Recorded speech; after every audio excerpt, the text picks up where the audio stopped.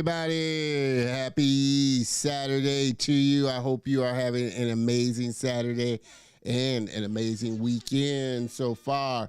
My name is Don Terrell, and I want to welcome you to another great episode of The Color of Motion, where I like to say, hey, stories come in all shades, and I highlight people of color and diverse backgrounds in the industry of motion graphics, animation, visual effects, cartoons, and comics. This industry and space that I'm just ecstatically crazy about. You know the drill. Hop into the comments, say, hey, where you're tuning in from, so I can give you the shout out that you so richly deserve. But again, I can't thank you enough for giving me a little bit of your time on this Saturday afternoon, you know, how we do it here. And I hope you are as excited about today's episode as I am. Quickly, make sure that, you hop in, like I said, into the comments, say, hey, where you tuning in from. So I give you a shout out. But you can check us here live every Saturday afternoon, 3 p.m. Central Time, live in the Facebook group. Want to make sure you get plugged into the Facebook group community, facebook.com/group/The Color of Motion. Get plugged in there. You can check out the show live and engage with all the other members there as well. So definitely hop on over there and get plugged in. Also, follow us on Instagram. We are on Instagram as well at The Color of Motion. Definitely want to see you over there. But I always kind of encourage everybody to hop on over to the YouTube channel, subscribe, hit the bell notification so that you get notified of when the show goes live and when other great content goes up on the channel. So definitely get plugged in. Also, you know it, the store is open. Black Friday is coming up. Holidays are coming up. Definitely, pick you up a shirt. That'd be great. Pick you up some nice gear. We have shirts, hoodies, mugs, and all kinds of great stuff.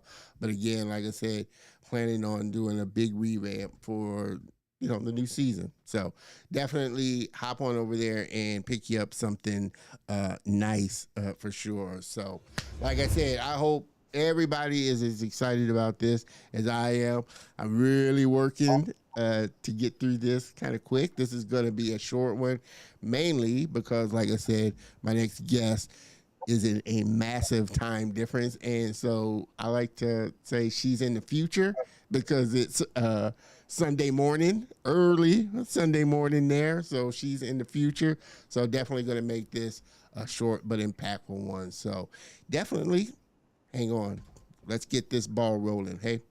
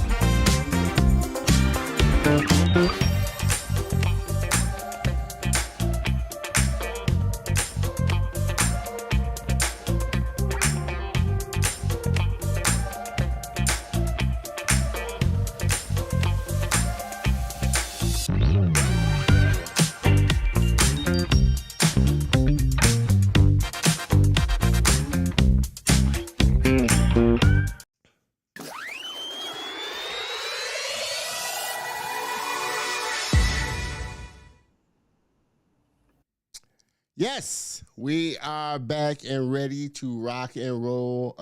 Like I said, I've been super looking forward to this episode and sitting down and talking with my next guest, super talented animator, as you will see, out of Kampala, Uganda.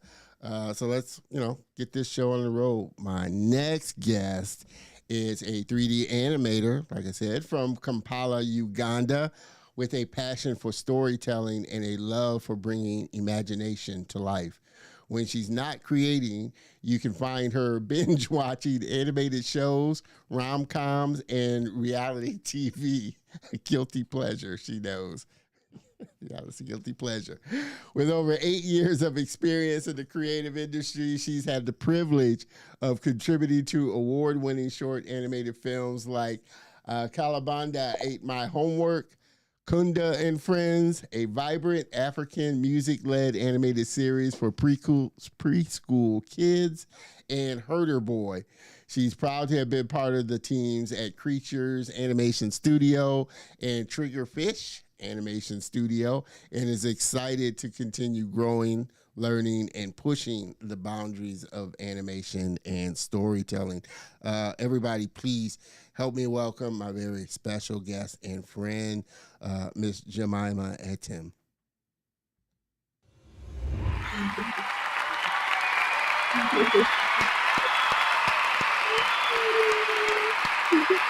Jemimah, welcome, welcome, welcome.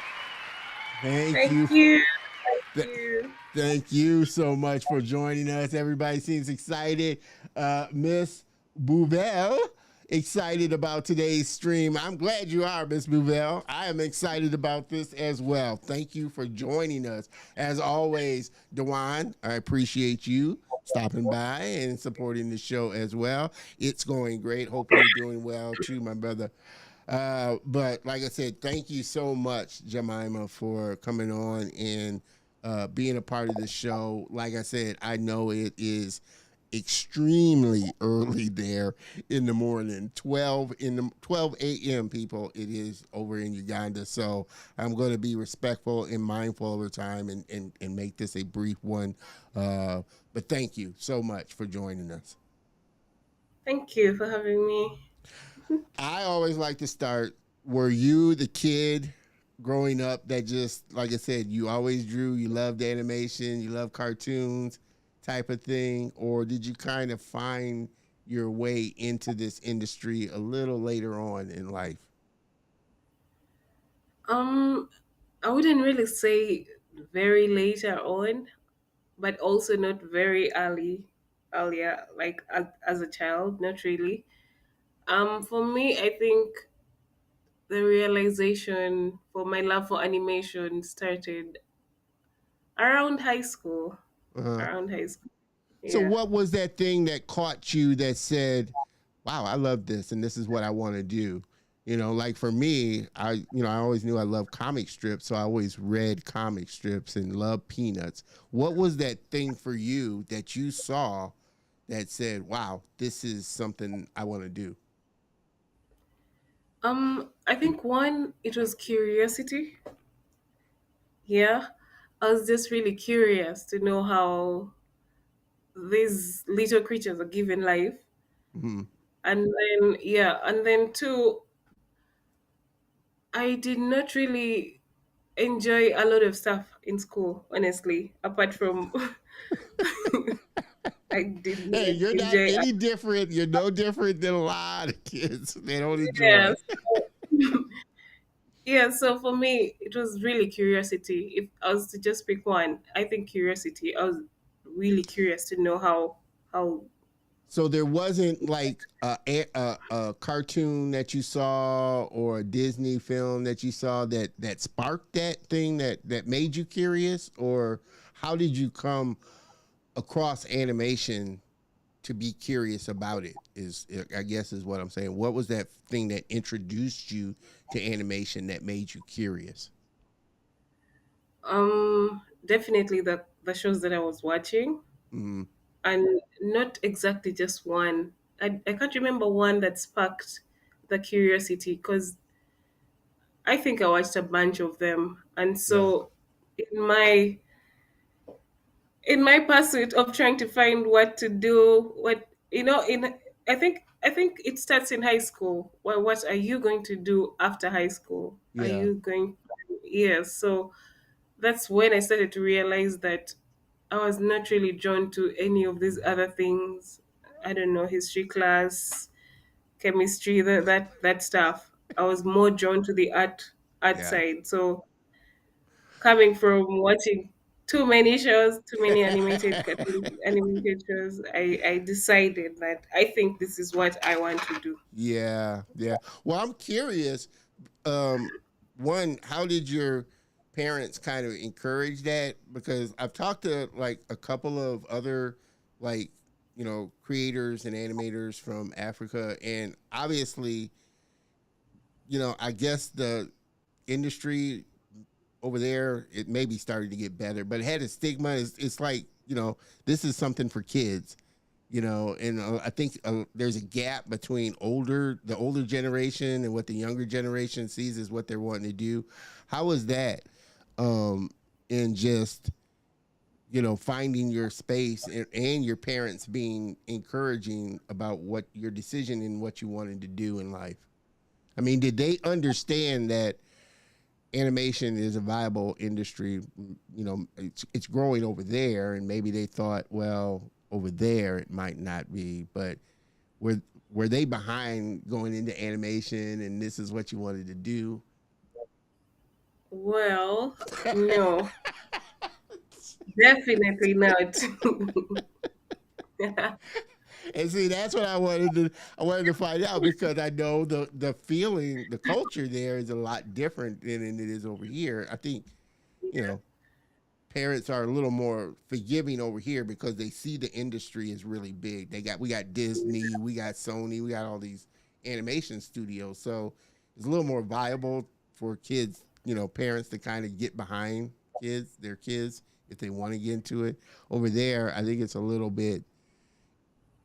starting to grow. Like I said, it's going to take some time because just the culture shift that you're seeing. Is that what you're seeing there? A kind of a surgence or an explosion of creative now and stories now starting to come from Africa?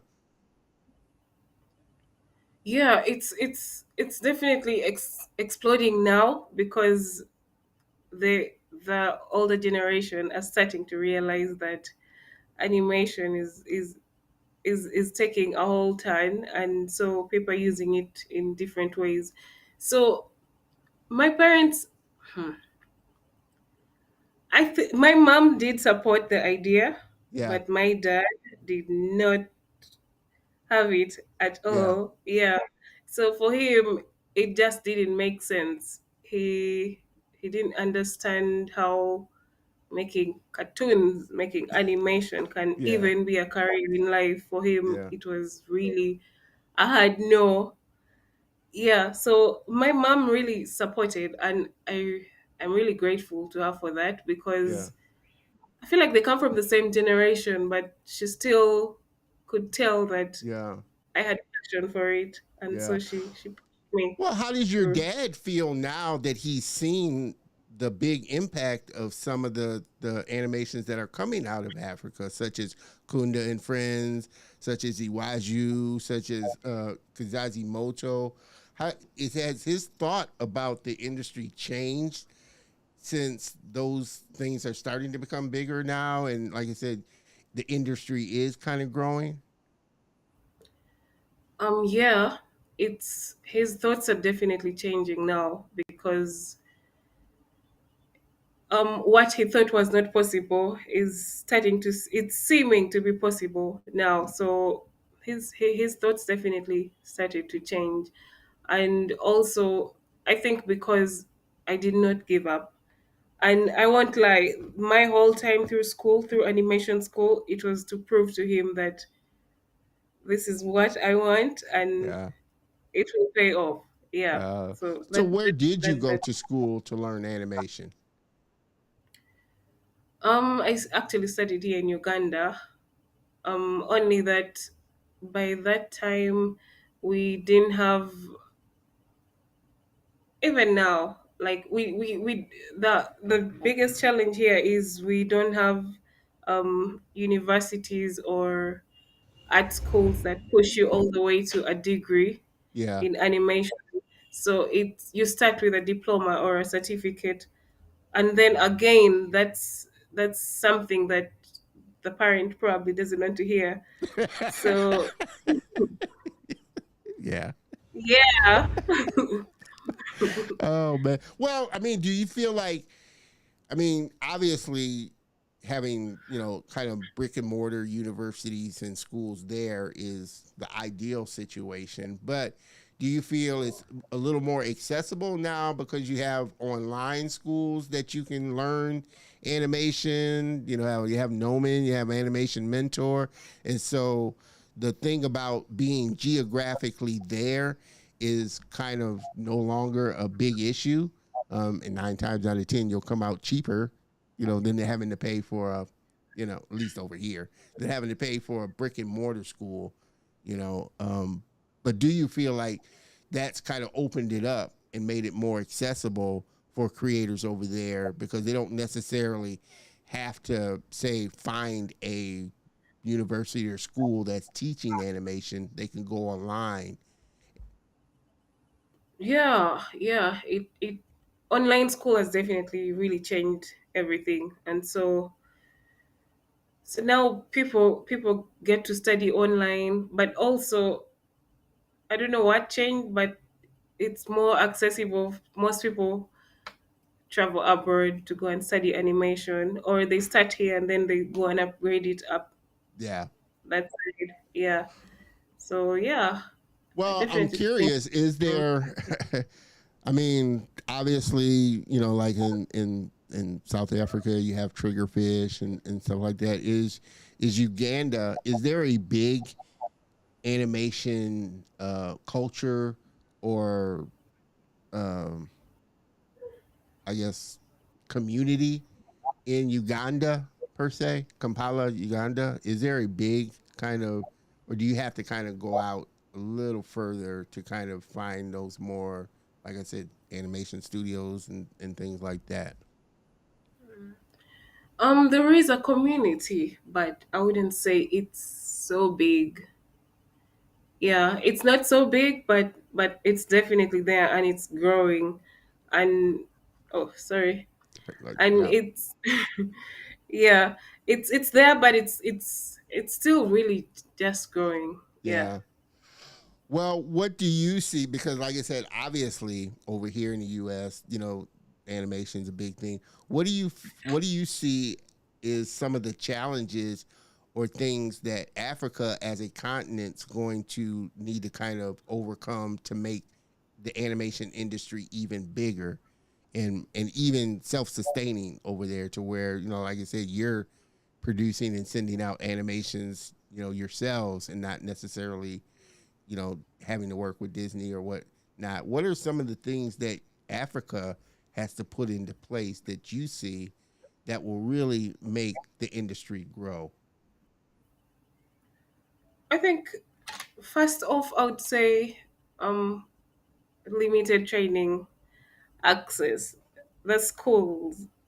Yeah, Um yeah, because there's a generation of kids that's growing up and okay, there has always been and they love animation, but they don't know where to go to learn this. And often the first thought is maybe get out of Africa yeah, or get out of Uganda to learn. So I think the biggest one that's lacking is really is animation schools here in yeah, Africa. Yeah. And then now when it comes to the people who get trained or who went abroad to study animation, most times the talent stays there. yeah, Or, yeah. Or maybe you get the talent from here and then eventually still end up leaving Africa because you want to visit another industry yeah. outside Africa. So yeah, so all the talent is leaving. It's yeah. Well, I mean, and like I said, it's kind of you know a thing here in different areas. When you start getting affluent, you start leaving, or you get an opportunity, you start to leave.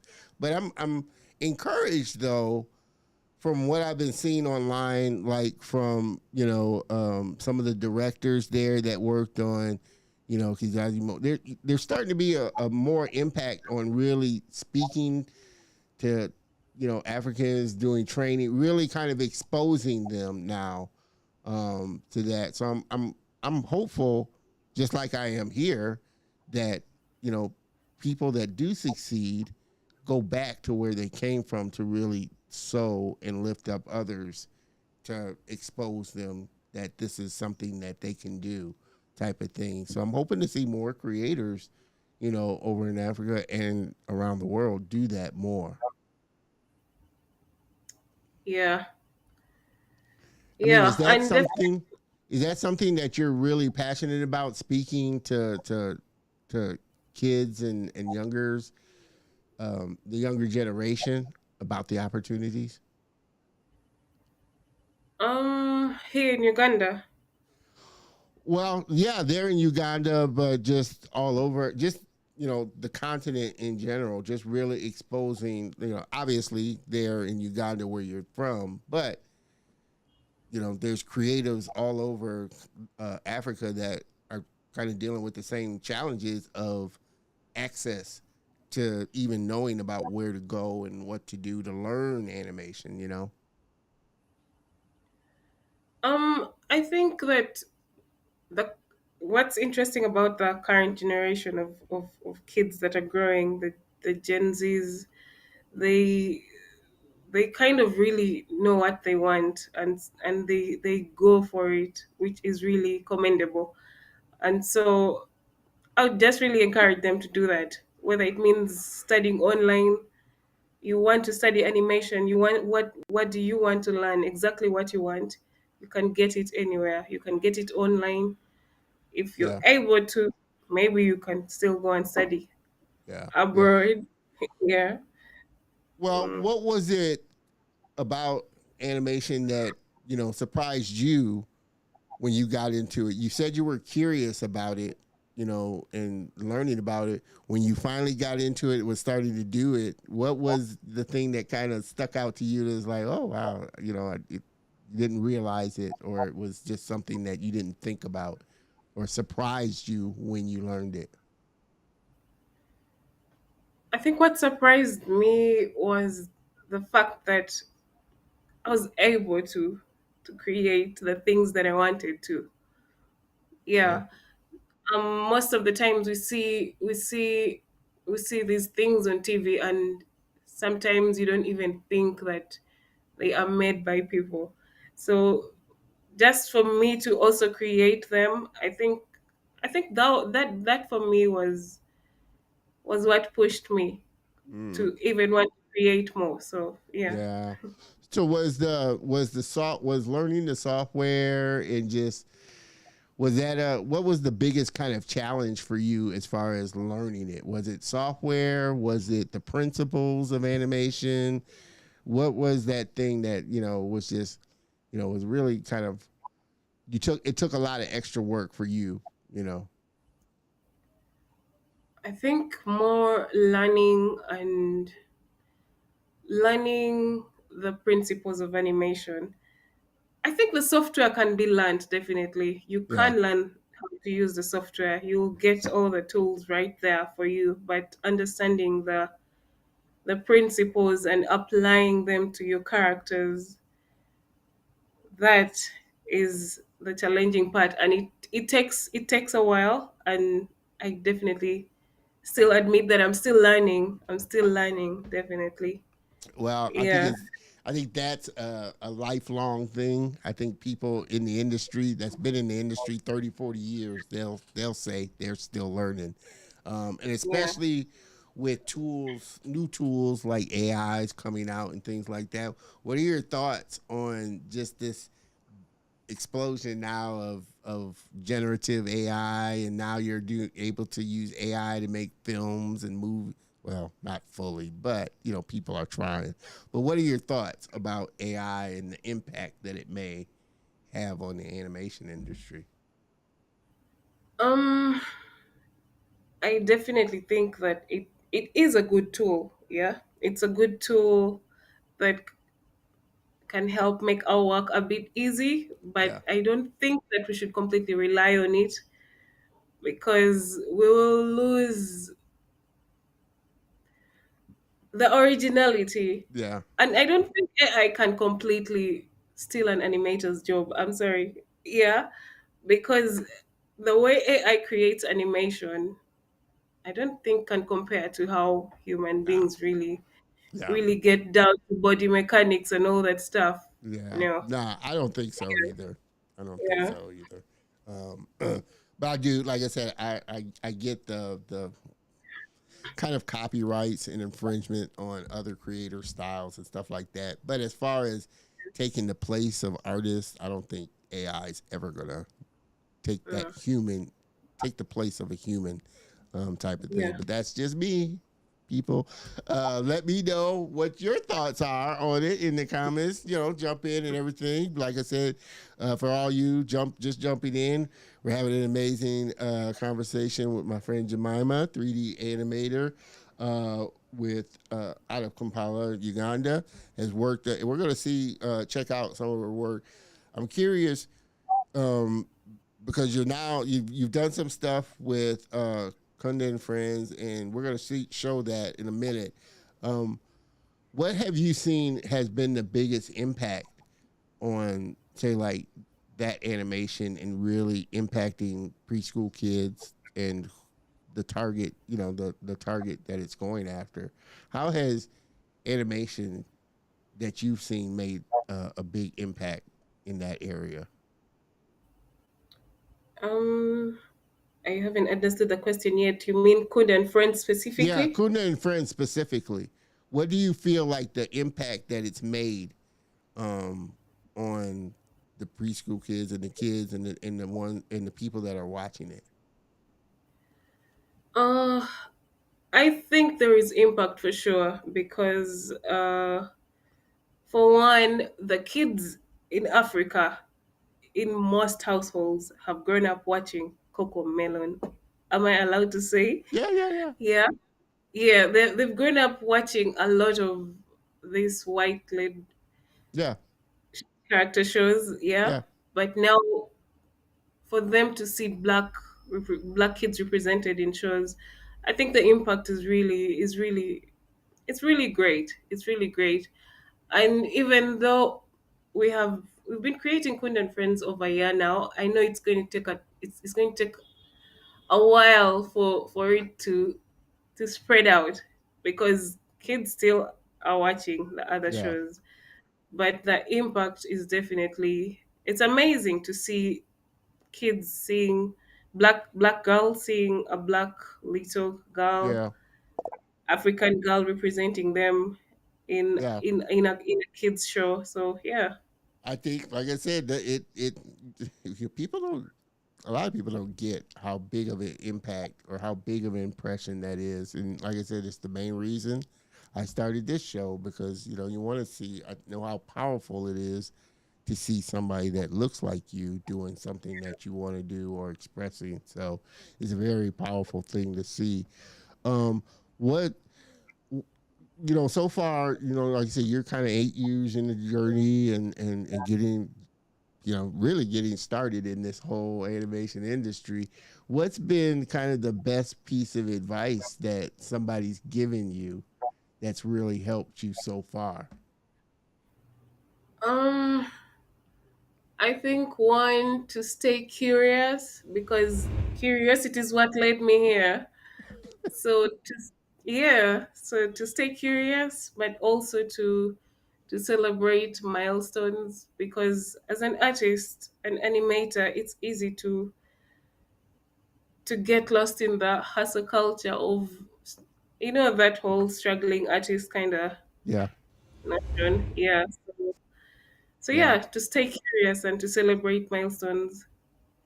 yeah, Kunda made yeah. a year. We were happy and yeah.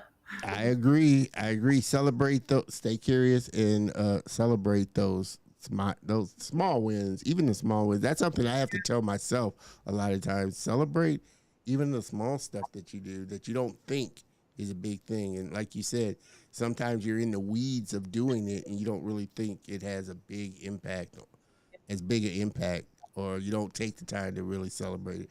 So that's great advice. And you know how I like to do? Always drop a bomb when my guests drop bombs of nuggets that people should follow. So definitely follow that. Miss Maggie, I appreciate you stopping by there. Howdy do. for sure. Let's take a look because, like I said, I want you to see. And we're going to come back and talk a little bit about Kunda and Friends and the animations that you're doing. But let's take a quick look at some of Jemimah's work there. Hey.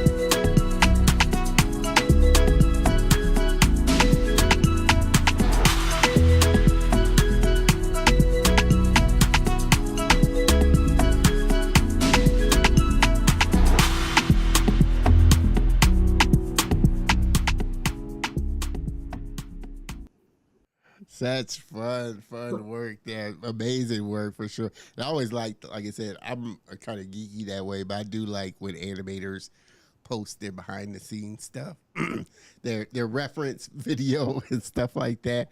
Was that something too that as an animator you needed to get used to, kind of videotaping yourself doing stuff and watching it to kind of get the movement down and the animation down?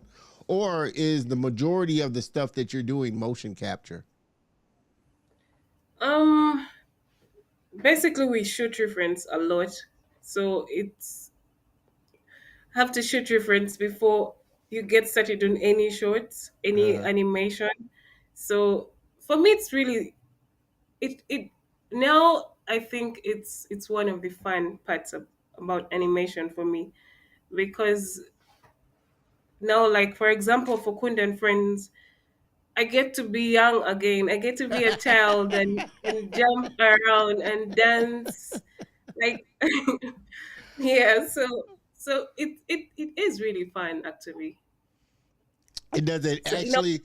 Well, does it really get you into understanding the character and the movement, um, and what kind of really how to bring it to life? Because I don't think people really get how tough it is. You can move pixels around and stuff like that. The software will do that. But to really get a character to emote emotions to where you connect with that character, it's a very skilled thing to do. yep, yeah. So yeah, so usually the first step actually that we have to go through all the time is pitching and pitching for your short, which is the reference. So you get to also be an actor apart from Mm. an animator. You also have to be an actor. So most of the time, let me first go to Kizazimoto a little bit. Yeah, yeah. Yeah, yeah. So the directors have to approve your reference. It was that serious. So you act your reference, and if it's not good enough, if it doesn't look like it's the character is going to emote well enough because of your reference, they send you back and they tell you it's not good enough. So then you have to shoot it again, Yeah. and until the reference video is approved for you to start animating. So Mm, in mm. a way, we also actors. Yeah. Well, was that something that took you a minute to kind of get accustomed to the taking criticism effectively, or taking critique a critique? for what it is, and not, having that thick skin to know that, hey, the critique that I'm giving you is to make the animation better. Was that something that you had to kind of to get into, or kind of work your way into? Because there are, obviously there are some artists out there that don't take criticism or critique well, and it takes them a minute to really understand that, hey, it's about the animation, and what I'm telling you is to make you better. Yes, it's something I definitely had to learn to take positively, because it part of improving and for me personally was accepting that when you've tried doing something your way for a while and it's not working, then Mm-hmm. maybe you should try doing it the way that Maybe you've been told. Yeah. they say maybe you should think of a different way of doing it. Yeah. Yeah. So criticism, especially when it comes to your work, something that you're doing, sometimes it could be hard to take it Mm-hmm. positively because you feel like you know what you're doing, but yet the truth is you're also doing this for an audience. Yeah, So yeah, you're doing it for an audience, and how they are going to receive it is still going to come back at you if you did not take the yeah, feedback that they're giving you. yeah, Well, yeah. yeah. Now with Kizazi Moto, obviously there were several different styles of animation. Kunda and Friends is got its style of animation. Is there one style or type of animation that you enjoy doing? Obviously, Kunda and Friends is like preschool kids. Kizazi Moto, was a little more higher level, type of animation. It wasn't like preschool type of stuff. Is there one style that you like more than, doing anything else? Or is there a style that you would love to explore, or, hope that you would get a chance to do? Um. Hmm. um. Kunda and Friends. I think I do enjoy Kunda and Friends. One, because it's just a very joyful project to work on. The Yeah. kids are just happy all the time. And Kizazimoto was also enjoyable in its own way, but a bit challenging. Mm, It was quite challenging to work on. yeah. Yeah. About a particular style that I'd like to work with, I think I'm still exploring really. Yeah. I can Yeah. Yeah, I haven't really gotten to a Well, point I where mean, I'm you said stuck it. to one I think you style. said it best.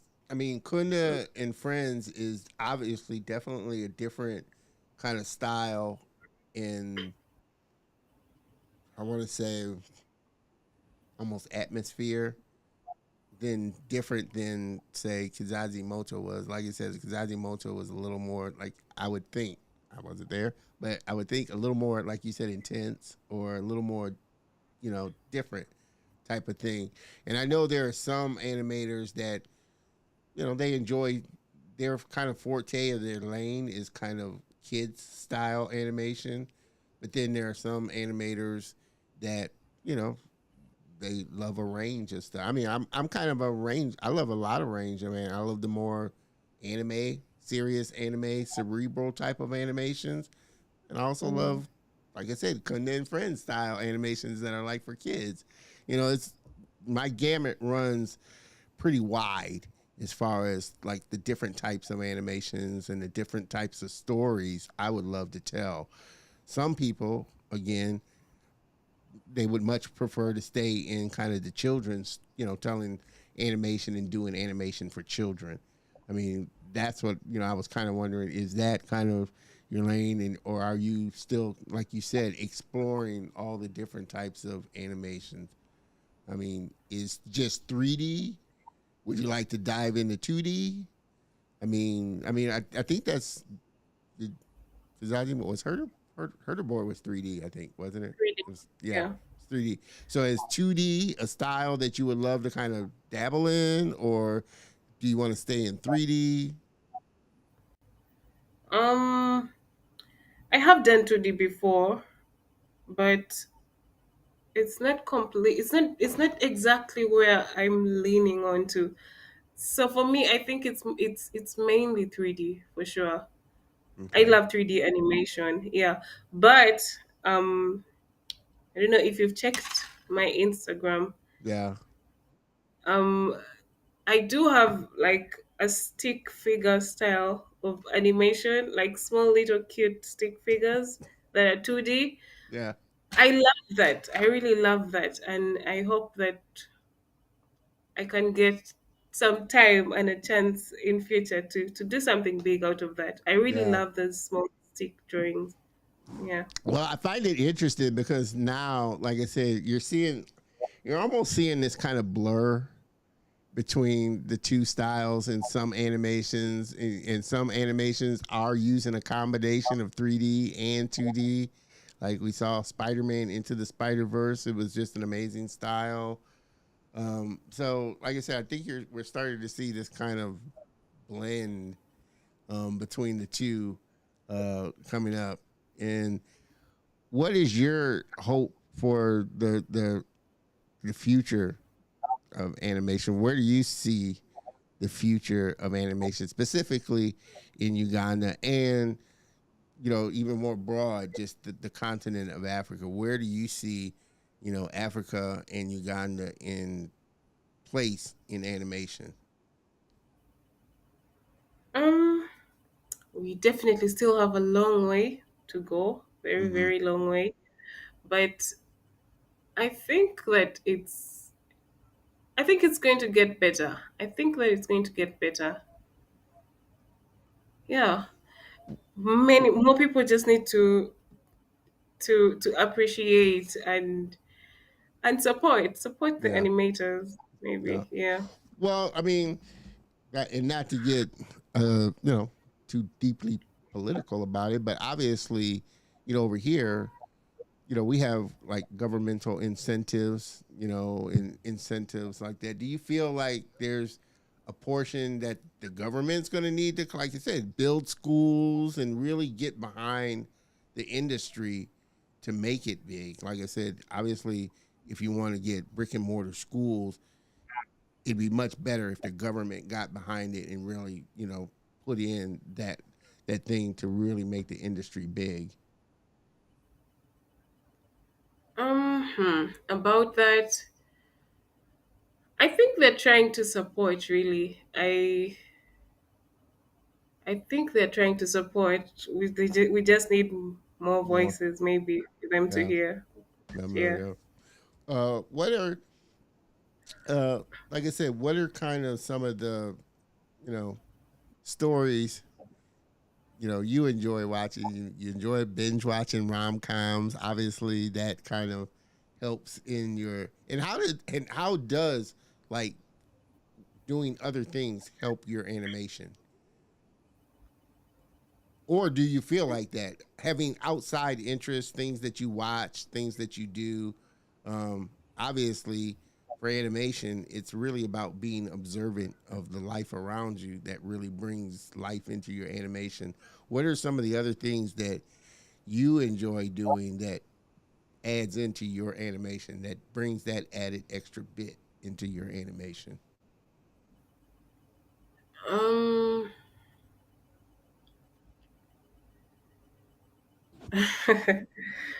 Other things that I enjoy doing.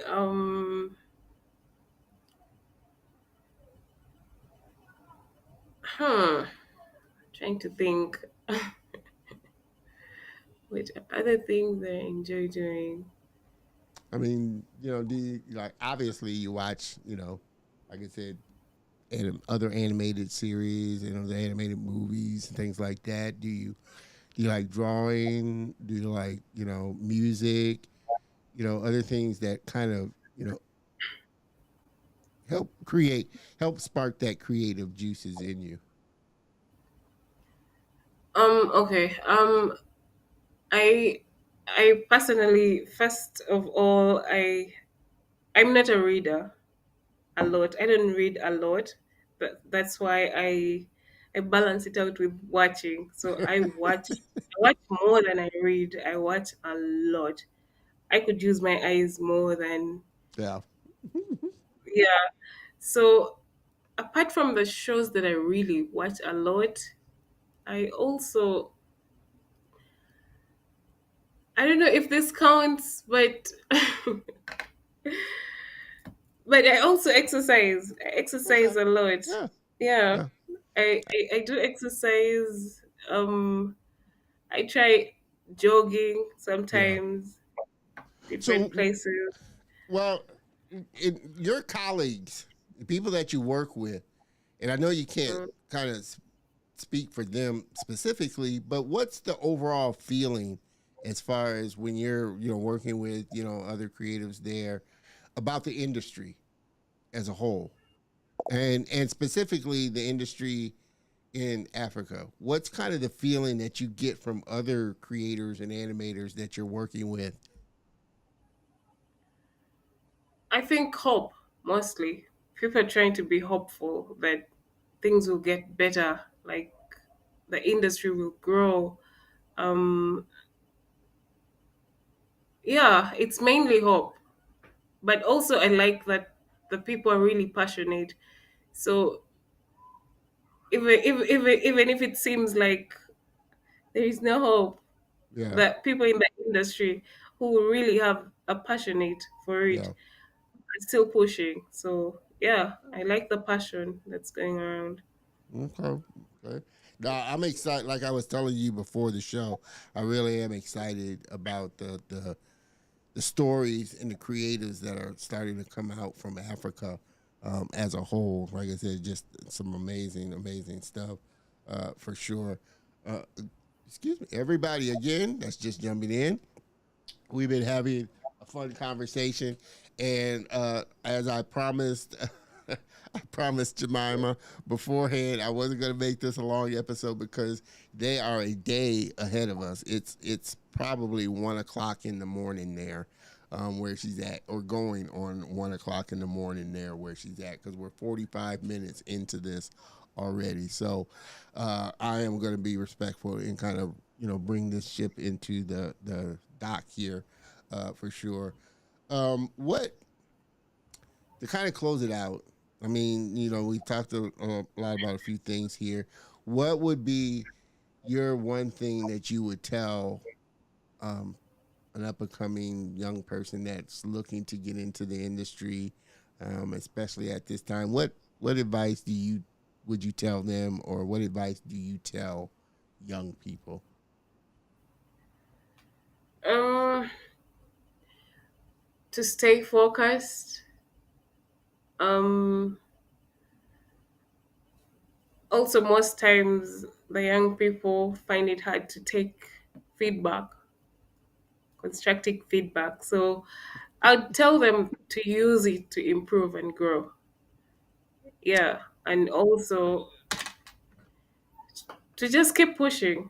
Uh, Yeah, no one said it's going to be easy, but just keep pushing. it's not an easy road. It definitely, thick skin is Yeah. something that you gotta you have to grow for sure. Again, as we're coming into the station here and kind of closing this out. This has been a fun episode. Definitely, like I said, not my typical kind of hour and a half, 2 hour episode. Again, Jemimah is in the future.